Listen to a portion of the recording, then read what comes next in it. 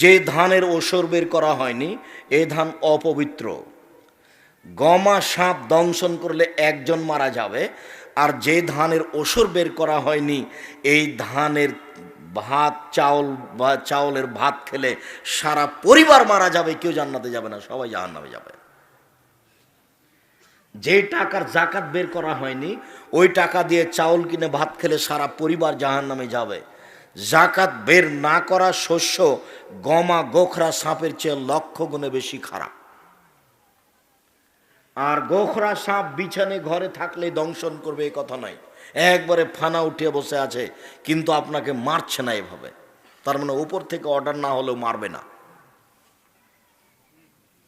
এইভাবেই থাকবে পাশে, একেবারে একই বিছানে ওইও আছে আপনিও আছে, তো এইভাবে মারবে না আপনাকে, এইভাবে দাঁড়িয়ে থাকবে। কিন্তু ওসর জাকাত বের না করা জিনিসের খাওয়ার খেলে এবার আপনি এমনিতে জাহান্নামে চলে গেছেন, কাউকে বলা লাগবে না। পৃথিবীর মানুষ 5 ওয়াক্ত সালাত আদায় করো, জাকাত প্রদান করো, ওয়াতাসিমু বিল্লাহ, আল্লাহর বিধানকে শক্তভাবে ধরো। আল্লাহর বিধানকে নড়বড়া করে ধরা হবে না। সালাত 5 ওয়াক্ত সালাত সেম, 1 মাস সেম, সত্য সত্য। মানুষের জীবনে 4টা জরুরি কাজ সেদিন বলে গেছিলাম বরদুলে, মনে নাই মনে হয়। 1 5 ওয়াক্ত সালাত, 2 হালাল রুজি, 3 কোরআন তেলাওয়াত, 4 দুইজন যেখানে বসে আছে সেখানে না বসা। কেন? দুইজনে কারো বদনাম করছে, আপনি ওখানে গিয়ে যদি বলেন হ্যাঁ ঠিকই বলেছিস আসলেই খারাপ, তো এখন আর তাহাজ্জুদ পড়ে জান্নাত হবে না, এক কথাতে সব হারিয়ে গেছে। এর নাম বদনাম। ভুলেও দুইজন যেখানে বসে আছে সেখানে বসবেন না। দোকানে আড্ডা পিটবেন না, দোকানে ল্যাংটা মেয়ে নাচে, ল্যাংটা মেয়েকে দেখে দোকানে চা পান করে চক্ষু ঠান্ডা করে কলিজা ঠান্ডা করে জান্নাত কিনিয়েন না। জান্নাতের মেয়ে অত সহজ নয়, জান্নাতের মেয়ে খুব দামি। আল্লাহ তাআলা বলছেন ওরা এত দামি, ওরা এত দামি, ওরা এত দামি, লাম ইয়াতমিসহুন্না ইনসুন ওয়ালা জান, জিন ইনসান তাদের কোনোদিন স্পর্শ করেনি। জান্নাতের মহিলা এত দামি, মানুষ এবং জিন তাদের, মানুষ এবং জিন তাদের কখনো দেখেনি, তাদের কখনো স্পর্শ করেনি। তারা এত সুন্দরী, তারা এত সুন্দরী, তারা এত সুন্দরী, তাদেরকে দেখে মনে হবে ঝিনুকে লুকানো মুক্তা। তারা এত নরম, তারা এত নরম, তারা এত নরম, ডিমের খোসা এবং কুসুমের মধ্যে যেই সাদা পদার্থ আছে এইটা যত নরম, ওটা কত নরম, কি দিয়ে বুঝাবো আপনাকে ওটা কি নরম। ওদের লম্বা লম্বা টানা টানা চক্ষু, মনে হবে যেন কাজল দেওয়া আছে, রং মাখানো নয়, এমনিতেই তারা এরকম। চোখে চোখটার মণি যেটা সেটা এত কালো, মণির চতুর্পাশে যেটা আছে সেটা এত সাদা, তার নাম হুর, হৌরেইন। হৌরেইন মানে সাদাটা খুব সাদা, কালোটা খুব কালো, টানা টানা বড় বড় চক্ষু, লম্বা লম্বা কুচকুচে মিশমিশে কালো চুল। 15-16 বছরের যুবতী যেমন তেমন তারা, একজন দুইজন নয়, 72 থেকে 73 জন নারী আপনার জন্য নির্ধারিত রয়েছে। যেভাবে আপনাকে খুশি করা লাগে সেইভাবে খুশি করার জন্য প্রস্তুত আছে। খাদ্য পানি তারা পরিবেশন করবে না, আপনি তাদেরকে নিয়ে বসে থাকবেন হেলান দিয়ে সামনাসামনি মুখামুখি। আল্লাহ এ কথা বলছেন। আর যারা খাদ্য পানি পরিবেশন করবে তারা হবে মুক্তার মতো ঝকঝকে। তাদের বয়স হবে 12-14 বছরের যেসব যুবক, এরকম তারা খানা পানি পরিবেশন করবে। আর আপনার স্ত্রী 72-73 জন সামনাসামনি মুখামুখি থাকবেন বসে, আর খাদ্য পানির কোনো হিসাব নাই, বেহিসাব খাদ্য পানি। মা তাস্তাহি আনফুসুকুম, আত্মা যেভাবে চাইবে সেভাবে সব প্রস্তুত হয়ে যাবে। খুশি করার জন্য কোনো সময়ে আপনার পাশে তারা গান বলে বসবে, নাহনুল খালেদাতো ফালানা বেদো অনন্যায়মাতো ফালানা বাসো অনন্যরাজিয়াতো ফালানা খাতো তু বালে মান কানা লানা ওয়া কুন্না লাহু। পায়ের সানসান ঘোंगरे झमझम पंचे पंचे फेंकेंगी, पहन के साड़ी लाल कुमारी उसको बेहेश्तों को सजावेंगी, जैसे कबूतर लोटान लोटे वैसे लोटान लोटावेंगी। पाয়ের সানসান घोंगरे झमझम पंचे पंचे फेंकेंगी, पहन के साड़ी लाल कुमारी उसको बेहेश्तों को सजावेंगी, जैसे कबूतर लोटान लोटे वैसे लोटान लोटावेंगी। এইভাবে আপনাকে আনন্দ খুশি করতে থাকবে। বাস্তবতা আমি বুঝাতে অক্ষম। আল্লাহ তাআলা বলেন হাদিসে কুদসি, আদাত্তু লিবাদিয়াস সলিহিনা, আমি আমার ভালো বান্দা বান্দি দাস দাসীর জন্য এত উন্নত মানের থাকা খাওয়ার ব্যবস্থা প্রস্তুত করেছি, এত উন্নত মানের নারীর ব্যবস্থা করেছি। মারা তাইনুন, যেটা চোখ কোনোদিন দেখেনি, অমা সামিয়াত জুনুন, যেটা কান কোনোদিন শোনেনি, অমা খাতারা বেকাল বেবাসার, মানুষের অন্তর কোনোদিন পরিকল্পনাও করেনি। থাকা খাওয়ার ব্যবস্থা এত উন্নত মানের হতে পারে, নারী এত সুন্দরী হতে পারে, এটা চোখ কোনোদিন দেখেনি। অথচ তো চোখ দেখেছে আগ্রার তাজমহল, চোখ দেখেছে কলকাতার আপনার ওই ঝুলন্ত ব্রিজ, চোখ দেখেছে আপনার ইরাকের ব্যাবিলনের ঘণ্টা। পাশে নেই, তুমি ঘুমাচ্ছ। জাহান্নাম তো পাশে নেই, ঘুমাচ্ছ। শয়তান তো আছে, রাত 2টাতে উঠিয়ে তোমাকে সব ছবি দেখাবে। এটা শয়তানের কাজ। তুমি তো যুবক মানুষ, শয়তান তো বৃদ্ধ মানুষের পাশে লেগে আছে, যে তাহাজ্জুদ পড়তে উঠেছে, মাথায় টুপি আছে, তাহাজ্জুদ পড়ার 4 রাকাত পড়ার পরে সে টিভিটা চালু করে ইন্ডিয়া চলে গেছে। এর নাম শয়তান। সব থেকে বাঁচার জন্য দিন রাত আল্লাহর কাছে কান্নাকাটি করতে হবে। মহান আল্লাহ বলেন, সালাত আদায় করো, যাকাত প্রদান করো, আল্লাহকে শক্তভাবে ধরো। হুয়া মাওলাকুম, তিনি হচ্ছেন তোমাদের অভিভাবক। নেমাল মাওলা, তিনি উত্তম অভিভাবক। ও নেমান নাসির, তিনি উত্তম সাহায্যকারী। শক্তভাবে তাকে ধরো, সব কিছু সমাধা হয়ে যাবে।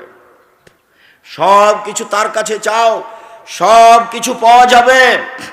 ইবনে আব্বাস রাদিয়াল্লাহু তাআলা আনহু বলেন, কানান নবী সাল্লাল্লাহু আলাইহি সাল্লাম ইজা কামালিত তাহাজ্জুদ, যখন আল্লাহ রাসূল রাতে সালাত আদায় করার জন্য উঠতেন, তিনি আকাশের দিকে লক্ষ্য করে বলতেন, আল্লাহুম্মা লাকা আসলামতু। আকাশের দিকে লক্ষ্য করে তিনি বলতেন, আল্লাহুম্মা লাকাল হামদ, হে আল্লাহ প্রশংসা তোমার। আনতা কাইয়ুমুস সামাওয়াতি ওয়াল আরদি ওয়া মান ফিহিন্না, তুমি আসমান জমিন এবং আসমান জমিনের মধ্যে যা কিছু আছে সব প্রতিষ্ঠা করেছো তুমি। ওয়ালাকাল হামদ, প্রশংসা তোমার। আনতা নূরুস সামাওয়াতি ওয়াল আরদি ওয়া মান ফিহিন্না, তুমি আকাশ জমিনের আলো এবং এর মধ্যে যা কিছু আছে সব কিছুর আলো তুমি। ওয়ালাকাল হামদ, প্রশংসা তোমার। আনতা মালিকুস সামাওয়াতি ওয়াল আরদি ওয়া মান ফিহিন্না, তুমি আকাশ জমিন এবং এর মধ্যে যা কিছু রয়েছে সব কিছুর মালিক তুমি। ওয়ালাকাল হামদ, প্রশংসা তোমার। ওয়ালাকাল হামদ, প্রশংসা তোমার। আনতাল হক, তুমি সত্য। ওয়াদাকাল হক, তোমার ওয়াদা সত্য। ওয়া লিকাওয়া হাক্কুন, বিচারের মাঠে তোমার সাথে সাক্ষাৎ হবে, এইটাও সত্য। ওয়াল জান্নাত হাক্কুন, জান্নাত সত্য। ওয়ান নারু হাক্কুন, জাহান্নাম সত্য। ওয়ান নাবিয়ুনা হাক্কুন, নবীগণ সত্য। ও মুহাম্মাদুন হাক্কুন, মুহাম্মদ সত্য। ওয়াস সাআতু হাক্কুন, কিয়ামত সত্য। আল্লাহুম্মা লাকা আসলামতু, হে আল্লাহ আমি তোমাকে মেনে নিয়েছি। ওবে কামান্ত, আমি তোমার উপরে ঈমান এনেছি। ওয়া আলাইকা তাওয়াক্কালতু, আমি তোমার উপরে ভরসা করেছি। ওয়া ইলাইকা হাকামতু, আমি তোমাকে বিচারক হিসাবে মেনে নিয়েছি। অবেকা আমান্ত ওয়া ইলাইকা আনাবত, আমি তোমার নিকটে ফিরে এসেছি। আল্লাহুম্মা গফিরলি ফাগফিরলি, হে আল্লাহ তুমি আমাকে ক্ষমা করো। মা আল্লাহুম্মা আলান্ত, আমি যা প্রকাশ্যে করেছি, অমাশ্রার্থ, যা আমি গোপনে করেছি, আমি যা প্রকাশ্যে করেছি, আমি যা গোপনে করেছি, ওমান তাআলামু বিহি মিন্নি, আমার পাপের ব্যাপারে তুমি যত জানো সব তুমি ক্ষমা করে দাও। লা ইলাহা ইল্লা আনতা, তুমি ছাড়া কোনো মাবুদ নেই। লা ইলাহা গায়রুকা, তুমি ছাড়া কোনো মানার মতো যোগ্য উপযুক্ত মাবুদ নেই। আনতাল মুকাদ্দেম, তুমি আগে থেকে আছো। অন্তাল মুআক্ষির, তুমি চিরদিন আছো। তুমি আগেও ছিলে, পরেও থাকবে, এখনো আছো। তোমার সত্তা এরকম, তুমি আমাকে ক্ষমা করে দাও। রাসূল সাল্লাল্লাহু আলাইহি সাল্লাম তাহাজ্জুদ পড়ার জন্য উঠে এই দোয়াটি পড়তেন। উবাদা ইবনে সামিত রাদিয়াল্লাহু তাআলা আনহু বলেন, এই ছেলে বসো, একটু ধৈর্যের পরিচয় দিবেন। খুব চেষ্টা করলে কালকে এই ব্যবস্থা করা যাবে না, আর ইচ্ছা করলে আপনি আমাকে ডেকে নিয়ে আসতে পারবেন, এটাও সহজ নয়। কাজেই আপনি কিছুক্ষণ অপেক্ষা করেন, আপনার জন্য ভালো হবে। কোনো প্রয়োজন সহজে দেখাবেন না। উবাদা ইবনে সামিত রাদিয়াল্লাহু তাআলা আনহু বলেন, রাসূল সাল্লাল্লাহু আলাইহি সাল্লাম বলেছেন, মান তারা মিনাল লাইলে, কেউ যদি রাতে তাহাজ্জুদ পড়তে উঠে, সুম্মা কালা, তারপরে বলে, লা ইলাহা ইল্লাল্লাহু ওয়াহদাহু লা শারীকা লাহু, আল্লাহ ছাড়া কোনো মাবুদ নেই, তার কোনো শরীক নেই। লাহুল মুলকু ওয়া লাহুল হামদ, প্রশংসা তার, রাজত্ব তার, প্রশংসা তার, রাজত্ব তার। ওয়া হুয়া আলা কুল্লি শাইইন কাদির, সর্বক্ষমতার মালিক তিনি। ও সুবহানাল্লাহ, তার পবিত্রতা বর্ণনা করি। আলহামদুলিল্লাহ, তার প্রশংসার কথা বলি।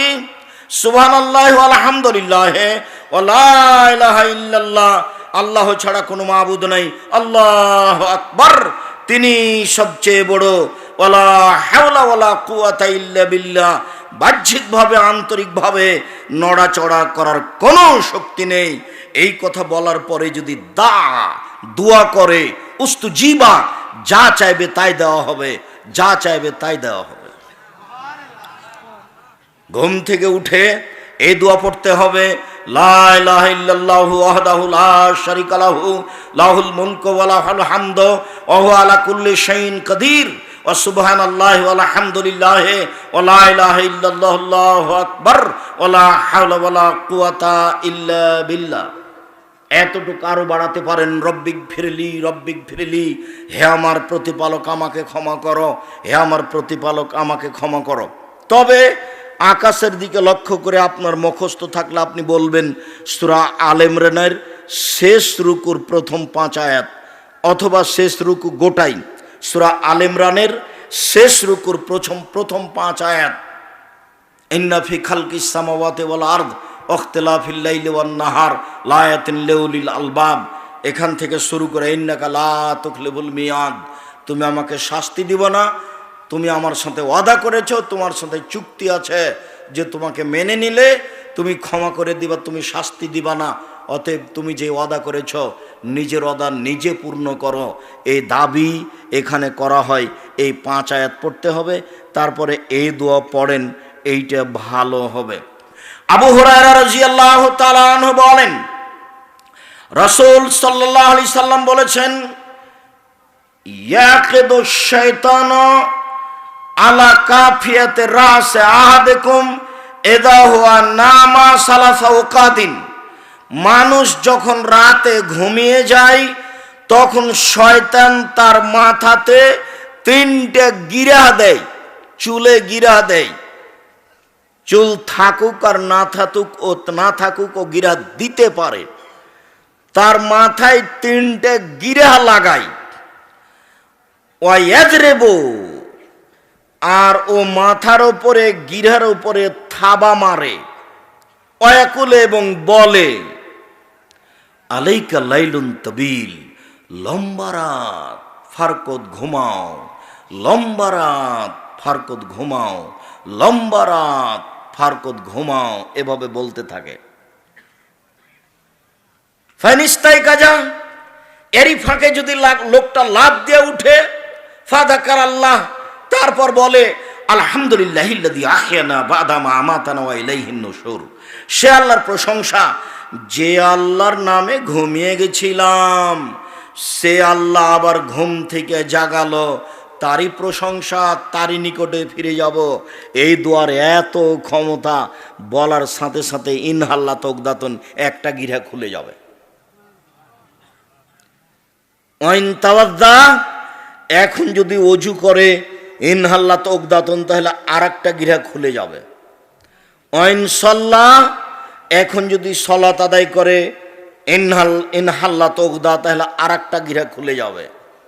ফাসবাহা, এখন যদি সকাল করে তাহলে নশিতান, উৎফুল্ল হয়ে, তাইয়্যিবান নাফসে, পবিত্র আত্মা নিয়ে খুশি খুশি অবস্থায় ভালো চেহারায় সকাল করবে। অইল্লা, অন্যথায়, নইলে আসবাহা খাবিসান নাফসে, অপবিত্র আত্মা নিয়ে উঠবে। কাসলানা, অলস হয়ে এই উঠছি, আর একটু পরে সকাল হলো, 8টা হয়ে গেল, তারপর উঠেছে, মেশাক নিয়েছে, পাউডার নিয়েছে, দাঁত কচলাচ্ছে, মুখখানটা ভ্যাংচা হয়ে আছে, মনে হচ্ছে যে কেমন কেমন লাগছে। কেন জানেন? আল্লাহ রসুল বলছেন বালা ফিউজ নেই শয়তান, ওর কানে ওর মুখে শয়তান পেশাব করে দিয়েছে। যা বলছি সব হাদিস, বুখারী মুসলিম। এই কথার ভিতরে কাঁটা ঢোকানোর মতো পৃথিবীতে মানুষের কোনো ক্ষমতা নেই। এর সাথে ওই কথা, যে কথা বহুদিন বলেছি, আম গাছে জাম ধরতে পারে, ধরে না, অমাবস্যার রাতে চাঁদ উঠতে পারে, উঠে না, সুঁয়ের ছিদ্র দিয়ে লাঙ্গলের ফাল ঢুকতে পারে, ঢোকে না, সুঁয়ের ছিদ্র দিয়ে লাঙ্গলের ফাল ঢুকে যেতে পারে, আম গাছে জাম ধরে যেতে পারে, অমাবস্যার রাতে চাঁদ উঠে যেতে পারে, এগুলো ঘটে যেতে পারে।